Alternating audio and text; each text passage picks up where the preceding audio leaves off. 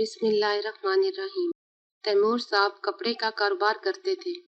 وہ اس فن میں روز بروز ترقی کر رہے تھے۔ زندگی اور معیشت کا پہیہ بہترین چل رہا تھا، مگر ان کے حاسدین کی تعداد میں بھی غیر معمولی اضافہ ہو رہا تھا۔ آخر وہی ہوا جس کا انہیں ڈر تھا۔ حاسدین نے ان کے خلاف جو مختلف طریقوں سے جال بچھائے ہوئے تھے، آخر کار تیمور صاحب اس میں بری طرح پھنس گئے۔ لاکھوں روپوں کا انہیں نقصان ہوا، مگر وہ کیا کر سکتے تھے؟ ان کے پاس کوئی تدبیر بھی نہیں تھی کہ وہ کس طرح دوبارہ جلد از جلد اپنے پاؤں پر کھڑے ہو سکیں۔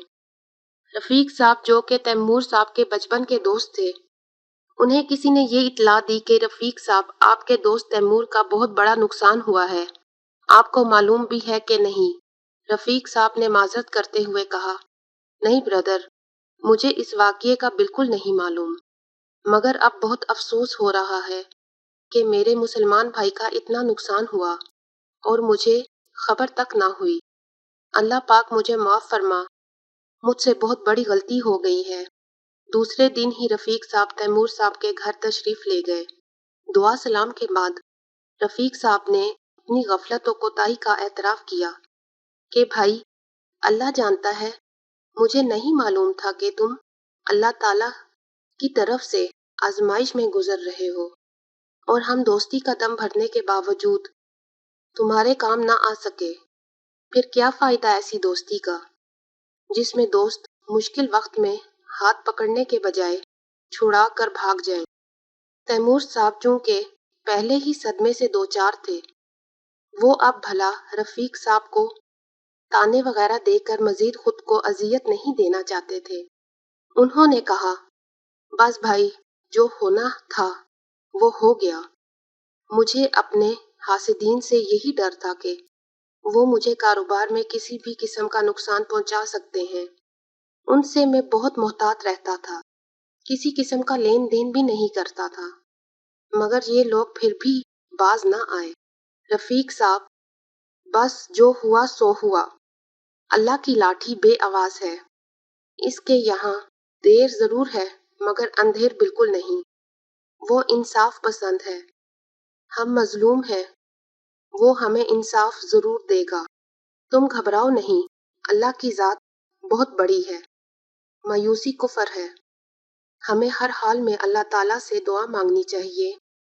وہ شاہ رخ سے بھی زیادہ قریب ہے، وہ مظلوموں کی دعاؤں کو کبھی رد نہیں کرتا۔ بس تم اب ایک کام کرو، سچے دل سے اللہ تعالیٰ سے دعائیں مانگتے رہو، نمازوں کی پابندی کرتے رہو، نبی پاک صلی اللہ علیہ وسلم پر کثرت سے درود پڑھتے رہو، جتنا ہو سکے غربا، مساکین، بھوکوں کو کھانا کھلاؤ، صدقہ و خیرات کرتے رہو، کیونکہ صدقہ کرنے سے مال گھٹتا نہیں بلکہ بڑھتا ہی رہتا ہے، اور صدقے کے بے شمار فضائل ہیں۔ سب سے بڑی فضیلت یہ ہے کہ بندہ ناگہانی آفتوں سے محفوظ رہتا ہے۔ گھر کی چھت پر پرندوں کے لیے دانہ پانی کا اہتمام کرو، چھوٹے چھوٹے بچوں میں میٹھی چیزیں تقسیم کرو، ان سے دعائیں منگواؤ، کیونکہ دعا تقدیر بدل دیتی ہے۔ دعا مومن کا ہتھیار ہوتا ہے۔ دعا سے بڑے بڑے کام آسان ہو جاتے ہیں۔ دعا میں ہی کامیابی مضمر ہے۔ گھر سے نکلتے وقت والدین سے خصوصی دعائیں لے کر پھر گھر سے نکلا کرو۔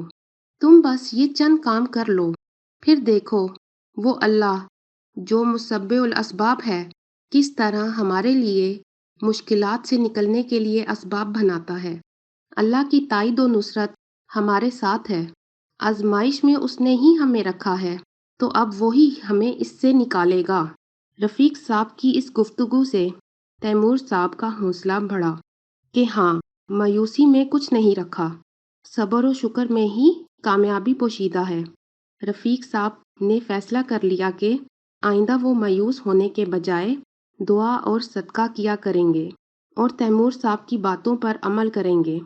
اس طرح تھوڑی ہی عرصے میں ان کے حالات بہتر ہو گئے اور پہلے کی طرح خوشحال ہو گئے۔